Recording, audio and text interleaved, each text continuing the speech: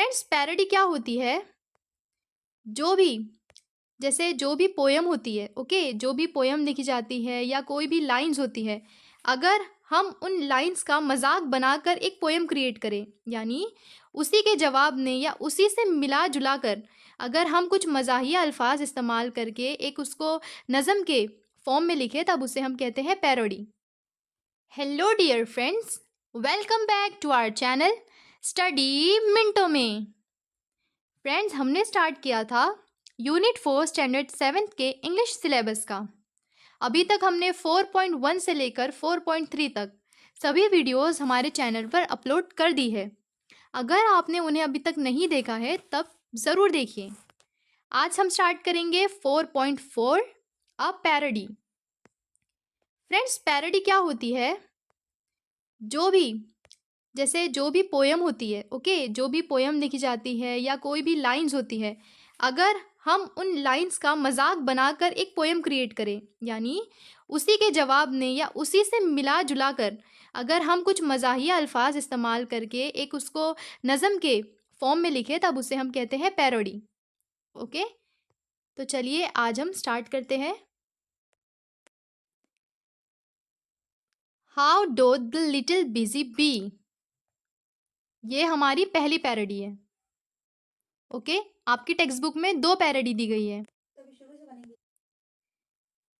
जैसे कि मैंने बताया कि आपकी जो टेक्स्ट बुक है इसमें 2 पैरोडीज दी गई है।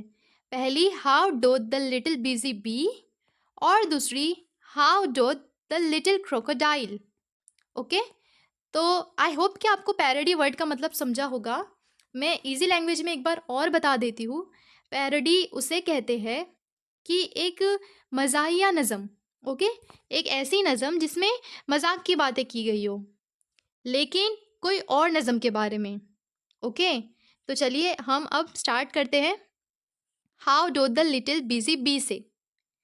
How doth the little busy bee, यहाँ पर जो वर्ड यूज़ हुआ है डोथ, इसका मतलब है डज।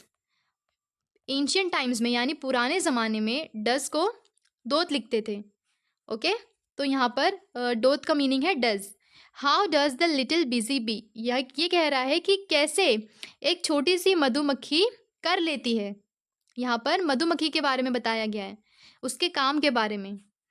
तो वो इस जो पैरोडी है इसकी जो लाइन का मतलब है कि कैसे एक छोटी सी मधुमक्खी कर लेती है। Improve each shining hour, improve each shining hour यानी हर घंटे वो अपने आप को इम्प्रूव करती रहती है। क्या करती है? इम्प्रूव यानी सुधार पैदा करती है हर घंटे। आवर का मतलब होता है घंटे, इम्प्रूव यानी सुधार।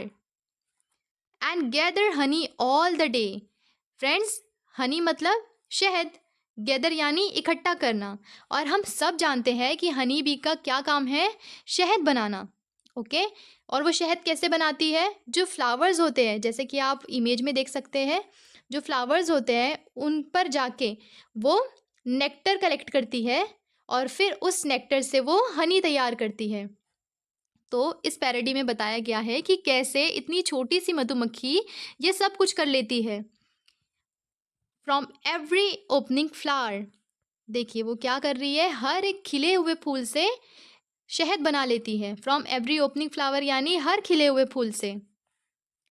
How skilfully she builds her cell, skilfully, skilfully यानी हुनर से, कितने हुनर से उसने अपना छत्ता तैयार किया।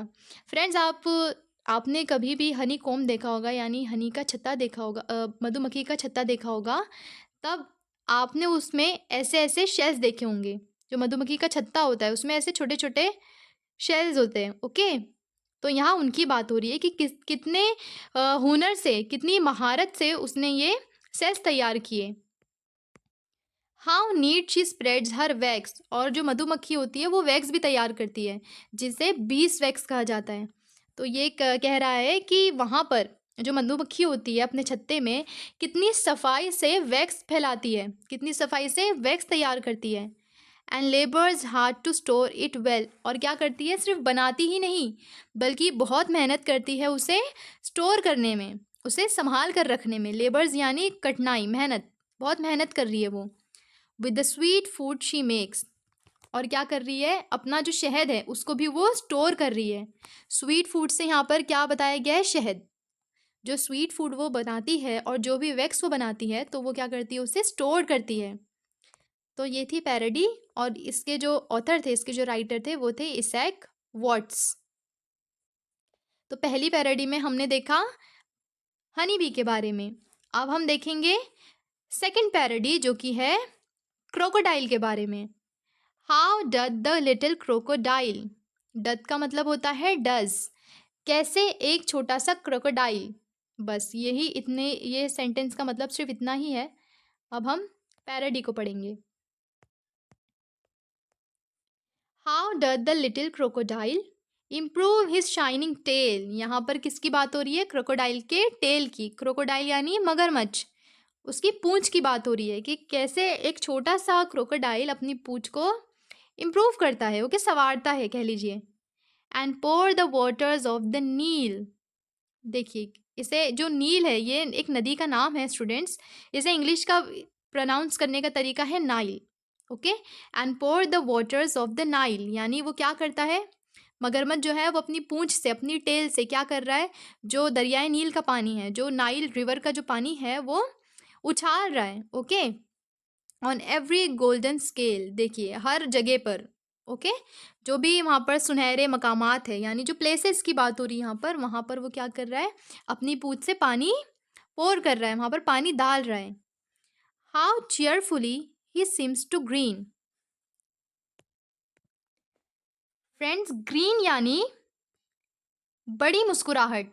जब कोई बहुत बड़ी स्माइल करता है तब उसे कहते हैं ग्रीन। और चीयरफुली यानी खुशी से। और सीम्स यानी लगना, यानी हमें लगता है ना कि हमें अंदाज़ा होता है या हमें कोई चीज़ लग रही है, ओके, तो उसे हम इंग्लिश में कहते हैं सीम्स। तो इस लाइन का मतलब है कि कितनी खुशी से वो मुस्कुराता हुआ दिख रहा है। How neatly spreads his clause. Clause यानी देखिए ये क्लॉज है इसके, ओके, ये जो इसके पैर के जो पंजे हैं ये क्लॉज है। तो वो क्या कह रहा है कि कितनी सफाई से जो क्रोकोडाइल है उसने अपने पंजे फैला दिए, अपनी क्लॉज को फैला दिया है। And welcomes little fishes in, और क्या कर रहा है, छोटी छोटी मच्छियों को वेलकम कर रहा है, छोटी छोटी मच्छियों को वेलकम कर रहा है।